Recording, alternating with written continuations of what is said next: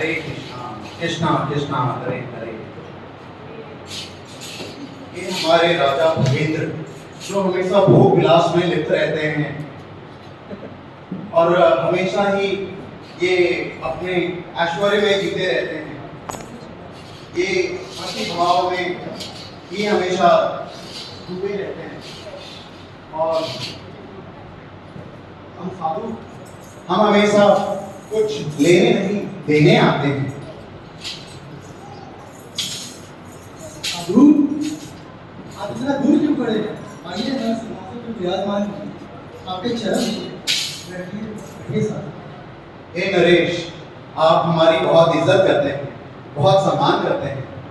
आप हमें धन देते हैं, दौलत देते हैं, सभी इच्छाओं को पूर्ण करते हैं। हे नरेश, आप भाव भजन में अपना मन नहीं लगाते। आप हमेशा ऐश्वर्य में, भोग विलास में, कभी फेसबुक इंस्टाग्राम के चैट में और लाइक्स में बिजी रहते हैं। ऐसा कैसे चलेगा? आपको अपना ध्यान थोड़ा बहुत भक्ति भाव में लगाना चाहिए। हमने आपके लिए DYPH और भक्ति गुलजार जैसे कोर्स बनाए। आप हमेशा भोग विलास में बिजी रहते हैं। हे साधु, मेरे पास इतनी बड़ी समाज है, इतनी जनता है मेरे पास।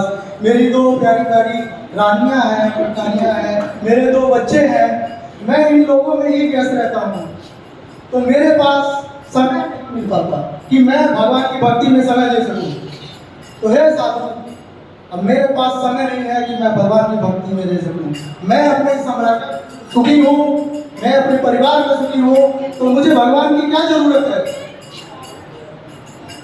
मुझे नहीं पता नरेश, मैं आपको कैसे समझाऊं।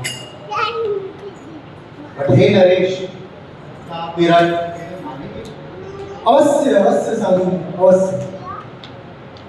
हे नरेश, मेरा निवेदन है आपसे कि आप अपने राज्य में अपने सैनिकों से कह के महामूर्ख को बुलवाएं और उस महामूर्ख को ये डंडा दें।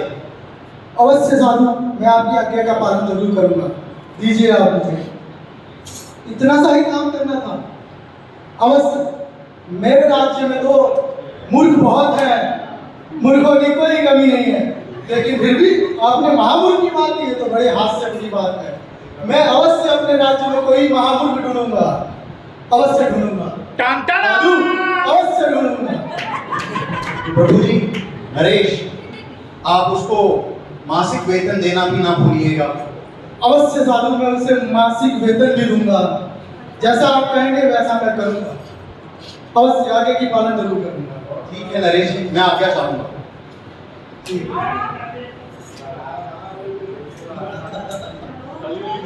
सेनापति, जो महाराज, सेनापति, हमारे राज्य में से हम चाहते हैं कि कोई महामूर्ख ढूंढा जाए जो बिल्कुल महामूर्ख हो, और हम उसे कुछ काम देना चाहते हैं।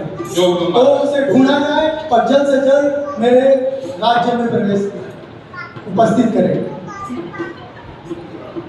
बहुत चैलेंजिंग टास्क है। तुमको महाराज ने बुलाया, चलो। महाराज मैं महामूर्ख को पकड़ के ले आया।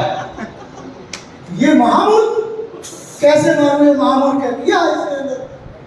महाराज, ये व्यक्ति अपनी सारी धन दौलत लुटा रहा था प्रजा में और कह रहा था मैं ये शरीर नहीं हूँ। अच्छा, ये कह रहा है ये शरीर नहीं है, तब तो ये पक्का महामूर्ख है। ये तो पक्का महामूर्ख है। जब ये अपना पूरा धन किसी में लुटा दे और अपने शरीर को शरीर ना कहे तो ये महामूर्ख है, समझ से महामूर्ख है। हे महामूर्ख, महामूर्ख, मैं तुमको एक काम देना चाहता हूँ। बताइए महाराज, क्या क्या है? ये पकड़ो। अरे बाप रे, मुझे क्या दे रहे आप? ये एक मात्र लाठी है, इसको तुम्हें पूरे राज्य में भ्रमण करना है लेके। महाराज, पर इसका कुछ महाराज की तरफ से आपको इसमें मंत्री वेतन भी दिया जाएगा। आपको बात है महाराज, आपने तो बुला लिया। हाँ, आपको मंत्री वेतन दिया जाएगा। सिर्फ राज्य में आपको भ्रमण करना है इसको लेके। जो आके महाराज, जैसा जी, विद फेस्टिवल बोनस। ऐसा आने को उसमें उसके साथ सारी आपको सुख सुविधाएं दी जाएंगी, पूरे महीने आप सुख से काटेंगे, जब तक आपकी ये लाठी आपके हाथ में रहेगी तब तक आपको विवाह दिला सकते हैं। कुछ वर्षों पश्चात महाराज अब वृद्धावस्था में आ चुके हैं, उनका पूरा शरीर जर्जर हो चुका है और उनके एक भी अंग काम नहीं कर रहे हैं।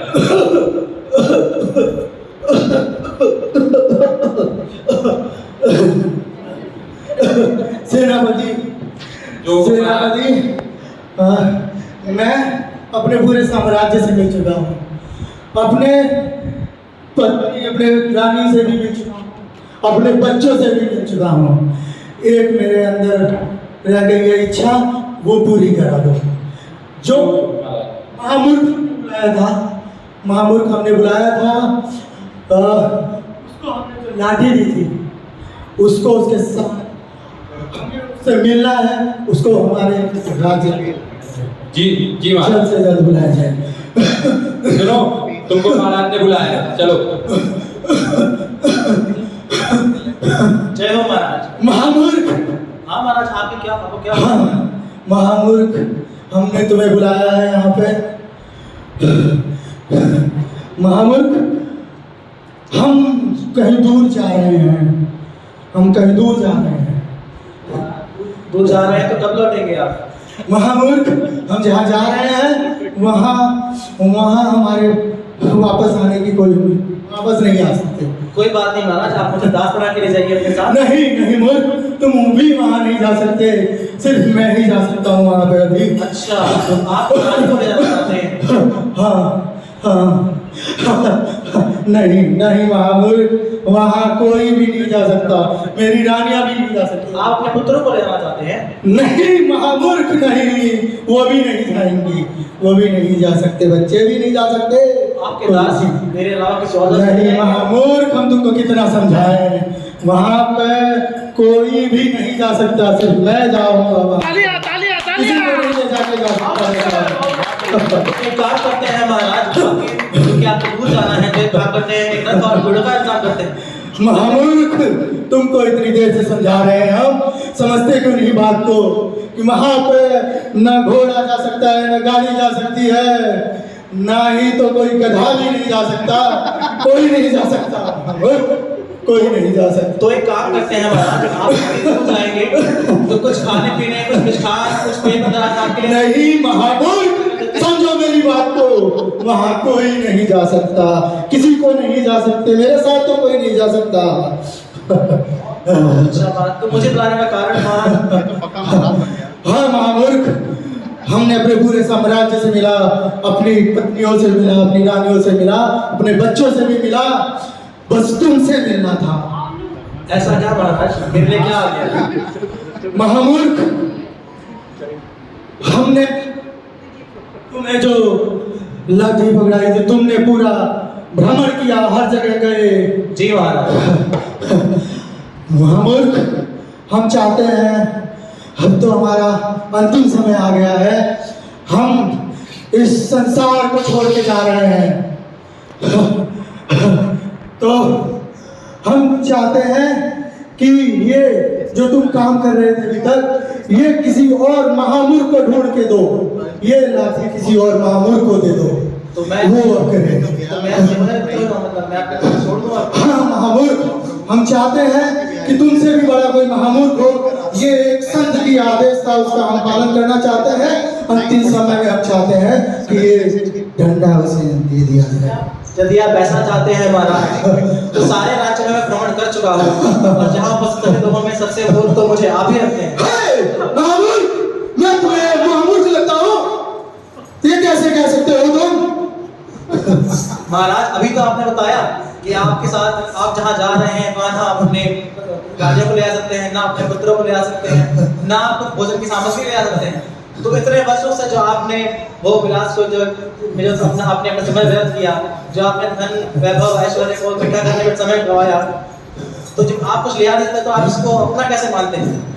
हे महामूर्ख, तुम इतनी ज्ञानी की बातें कर रहे हो, तुम तो महामूर्ख मुझे लगते नहीं, तुम स्वयं कोई ज्ञानी पुरुष हो।